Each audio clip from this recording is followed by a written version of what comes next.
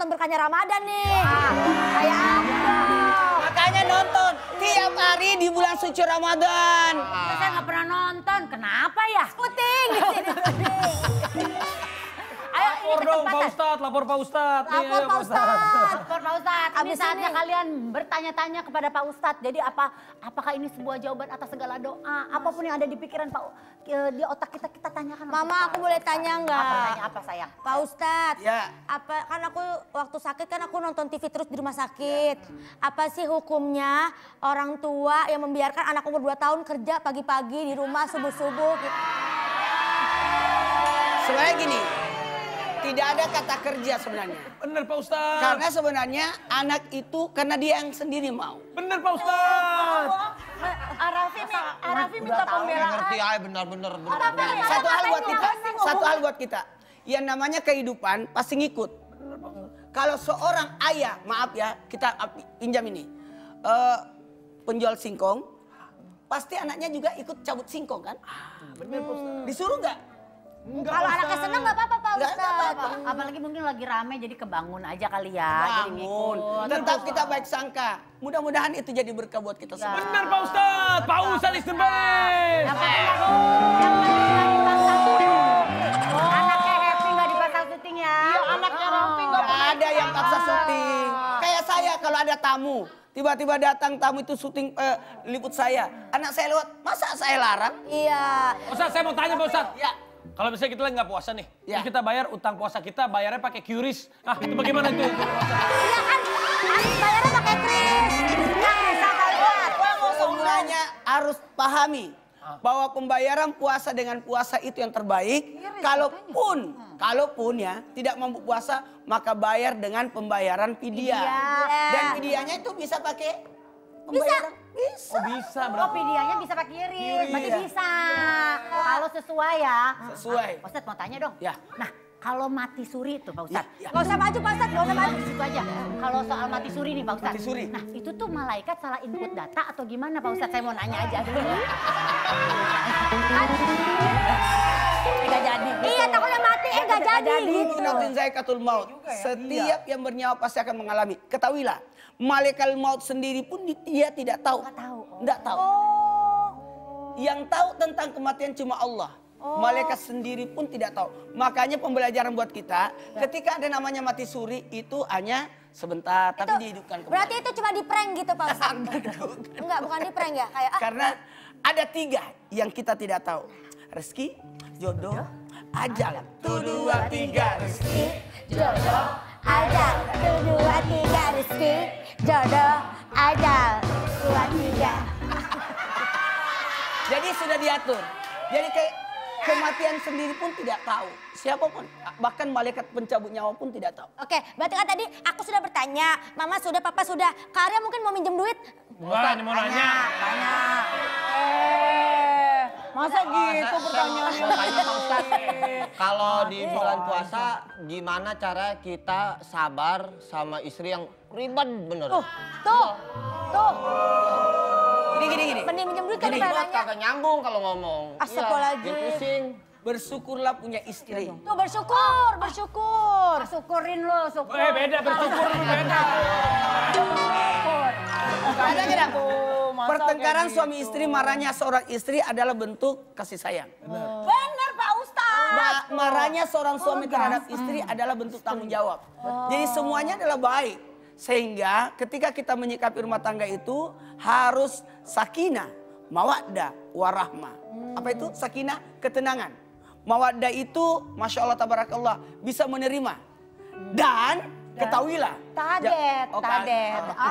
Adetan orang Adet. Karena mohon maaf, sakinah, mawaddah, warahmah, saling menyayangi. Makanya buat kita semua menyikapi adanya perbedaan ataupun maaf Pak, pertengkaran dalam rumah tangga, istri yang nggak nyambung dan sebagainya, maka seorang suamilah yang bertanggung jawab. Berarti salahnya di Raffi dong kalau gitu. Lah emang suaminya Raffi kan suaminya ini. Salah. Wah, si Mambo didengar makanya ngomong gitu. Ya dia milih.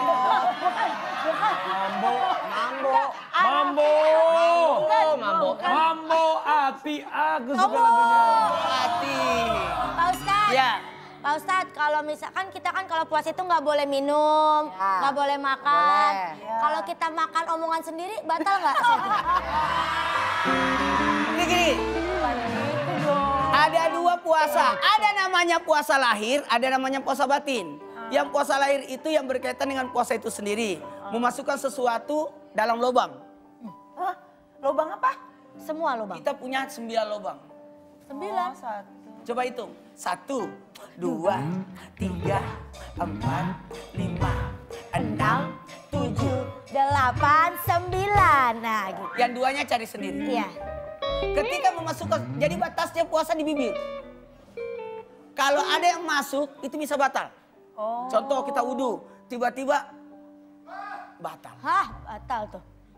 Batasnya. Kalaupun ada ibu-ibu nih yang lagi nonton, mau mencoba makanan, itu bisa mengeluarkan lidahnya melewati batas bibir. Oh, kayak nggak sengaja gitu kalau lupa gitu nggak apa-apa kan ya? Pak? Semua yang lupa aman. Aman kayak lupa 2 piring nggak sengaja. Itu bukan lupa ya, itu sengaja kalau 2 piring. Mama gimana sih? Tapi ada yang membatalkan pahalanya puasa. Tadi omongan orang, nyakitin hati orang, itu bahaya. Bisa membatalkan pahalanya puasa. Oh, tapi ada nih Pak Ustadz nih. Ya. Kayak contohnya artis si Pinkan Mambo nih ya kan. Pinkan Mambo ini kan sering banget dia dihujat sama netizen karena sering bikin kontroversi. Nah kalau begitu yang salah siapa? Netizennya atau si artisnya? Bagaimana tuh Pak Ustadz? Pak Ustadz, saya nggak terima. Arafi mah ngomongnya gitu ngegas. Kayaknya udutin banget. Tapi kan papa aku ngegas kan dia oke gas. Jadi gini. Benar Pak Ustadz. Ya. Ada 2 buzzer di sini. Jadi yang jelas begini, ketika ada omongan itu, berbaik sangkalah atas omongan itu. Karena bisa jadi omongan itu jadi pembelajaran. Ingat, ghibah itu ada yang diperbolehkan. Wah, berarti boleh Boleh dong. kita gosip-gosip boleh. Ada yang diperbolehkan dalam hal, contoh di pengadilan. Diminta persaksian, itu kan menggibah. Oh, situasinya ya. Situasinya. Untuk menjelaskan keadaan, siapa orangnya? Itu tuh orang yang begini orangnya. Itu untuk memperjelas orangnya siapa.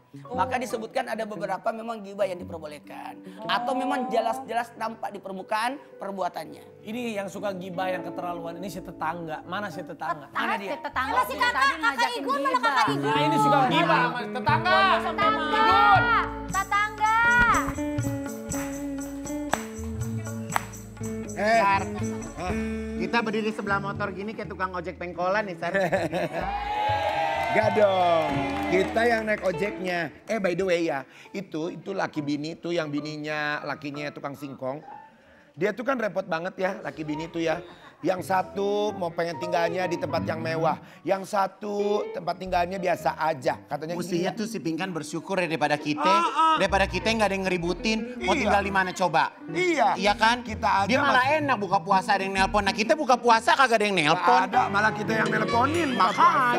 puasa. Dia emang gak ada syukurnya punya laki tukang singkong juga. Itu lihat tuh si Pinkan lagi jalan pakai emas banyak banget begitu. Palsu, itu mah pasti palsu. Dari mana dia duit? Dari mana? Ya, sih ya. dari mana dia pakai bebandaan begitulah. Gegayaan.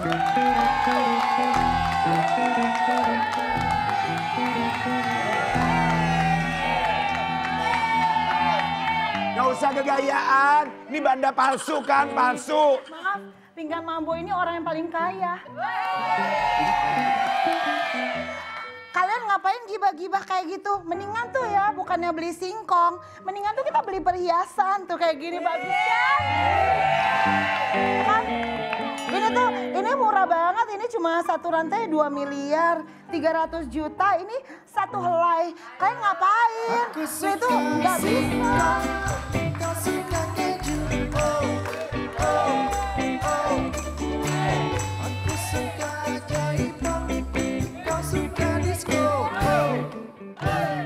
Kesian dong.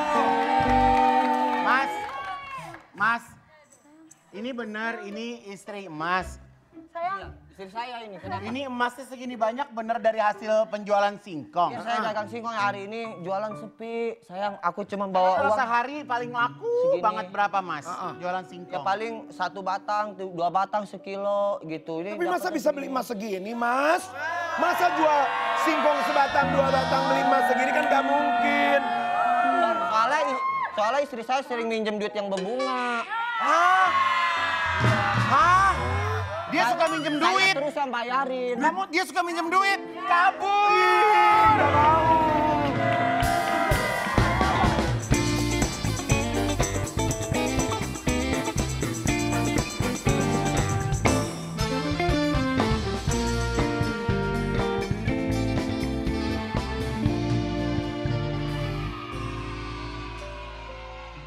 Kita 5 jadinya sekalian nggak mau ke sana kita ganti atasannya.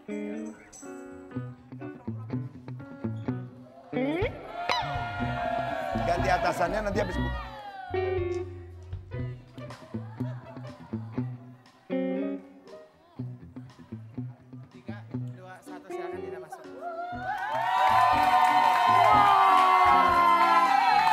Dilihat-lihat nih ya, dari tadi Kaisti foto terus nih sama motor baru.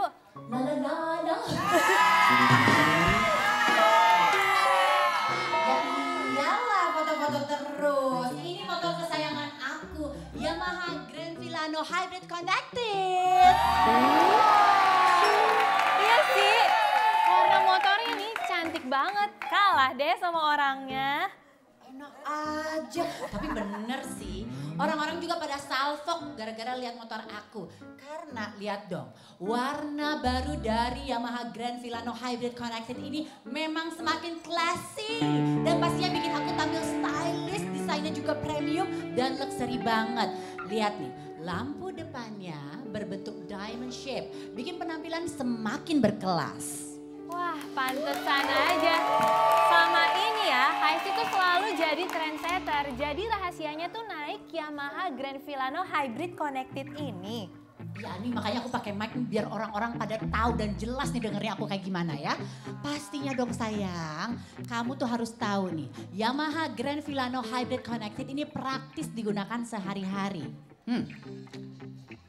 Karena apa? Karena sudah dilengkapi dengan fitur answer back system. Jadi nggak perlu khawatir, aku parkir di mana ya? Kalau lupa nggak usah khawatir. Oke, keren banget ya. Fiturnya tuh udah modern dan apa ya? Kamu mau tahu apa lagi? Mau tahu apa lagi sekeren apa sih Yamaha Grand Filano Hybrid Connected ini? Nih, kamu nantangin aku ya. Yang bikin keren adalah, Besti, kalau kamu lagi misalnya lowbat, coba pegangin dulu mic aku. Boleh. Itu kamu nge-charge. Tuh, Yamaha Grand Filano Hybrid Connected ini juga ada electric power socket. Jadi bikin kamu atau besti-besti di rumah yang suka update gak perlu khawatir kalau sampai lowbat. Nih aku, oke. Nah, selain itu juga smart front refill-nya gak usah repot lagi turun dari motor untuk isi bahan bakar. Jadi Yamaha Grand Filano Hybrid Connected ini stay classy and easy every day kalau mau isi bahan bakar. Wah, ternyata sekeren dan sepraktis itu ya Yamaha Grand Filano Hybrid Connected ini. Ya udah deh yuk, kita jalan-jalan yuk. Mau jalan-jalan sekarang? Iya. Sebentar, buru-buru banget. Nih aku mau, sebentar ya. Aku mau cek dulu nih barang-barang bawaan kita. Oh my God. Wah, ternyata bagasinya luas banget. Bikin cewek-cewek kayak kita nggak bakal ribet bawa barang banyak. Ya iyalah, hari gini masih ribet nggak zaman say. Yaudah yuk langsung aja kita jalan sekarang juga dengan penampilan motor baru aku. Karena Yamaha Grand Filano, the next level of your life.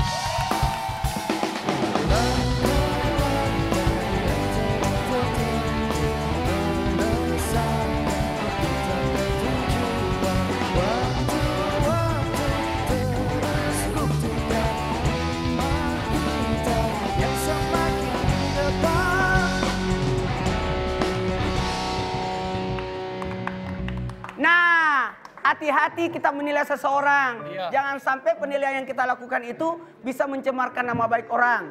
Itu berakibat dosa jariah. Dosa itu tidak mesti, mohon maaf ya, tidak mesti pahala yang harus jariah. Tapi ternyata dosa itu juga berakibat jariah. Artinya apa? Atas apa yang kita ucapkan, itu bisa bernilai buat orang lain. Itu denger gak? Kamu makanya nilai ulangannya jelek terus sih, dinilainya jelek terus karena... Enggak, soalnya Pak Ustadz semenjak di daerah rumah kita ada dia nih yang kerjanya lihat orang kayaknya Jelek aja. Itu gimana tuh Pak Ustadz kalau kan dia puasa. Dari napasnya benar-benar puasa Pak Ustadz. Tapi dia tuh mulutnya nggak bisa dijaga Pak Ustadz.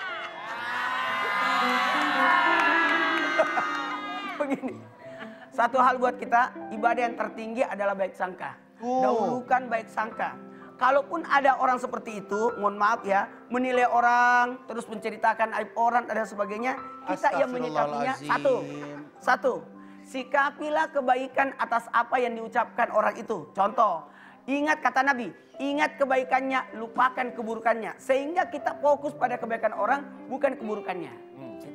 Dan ingat kekurangan kita dan lupakan kebaikan kita sehingga kita bisa introspeksi diri. Kalau kita punya tetangga kayak gini, enaknya kita tetap deketin, apa mendingan kita menjauh aja Pak Ustadz? Jangan gitu dong ya Pak Ustadz, nggak boleh gitu. Jangan gitu dong, kamu ngejauh kan saya jadi yang deket sama dia. Bagaimana sih? Dan gini, kalau kita masih bisa berdakwah terhadap orang, kenapa tidak? Karena tujuan manusia diciptakan ada 3. Untuk menyembah Allah, untuk jadi khalifah, dan yang ketiga, untuk amal ma'ruf nahi mungkar. Ingatkan dia, sadarkan orang-orang itu, tapi ingat, jangan terlibat pada dirinya, jangan sampai justru kita yang masuk dalam lingkarannya. Waktu Sar, lu kalau mau berubah. Cuman kalau nggak berubah-berubah ya mungkin emang dari dirinya ya Pak Ustadz ya. Ini Pak Ustadz saya udah sebar. Lihat dari pecinya miring, orangnya juga miring. Makanya rubah dong yang tegak supaya kamu. Buat kita semua, jadikan ini sebagai pembelajaran baik buat kita. Apalagi di bulan yang berkah ini, semoga kita mendapatkan berkah. Arti berkah itu adalah ziyadatul khair, bertambahnya kebaikan. Semoga atas omongan yang disampaikan orang, satu, jadi pelajaran buat kita untuk tidak melakukan hal yang sama. Bisa jadi itu pembelajaran. Ada orang seperti ini. Oh berarti saya tidak boleh seperti itu. Makanya Rasulullah SAW mengajarkan kepada kita, jikalau meninggalkan satu pertemuan, bacalah salawat supaya kita tidak jadi omongan. Ayo kita raih keberkahan dengan bersegera untuk berbuka.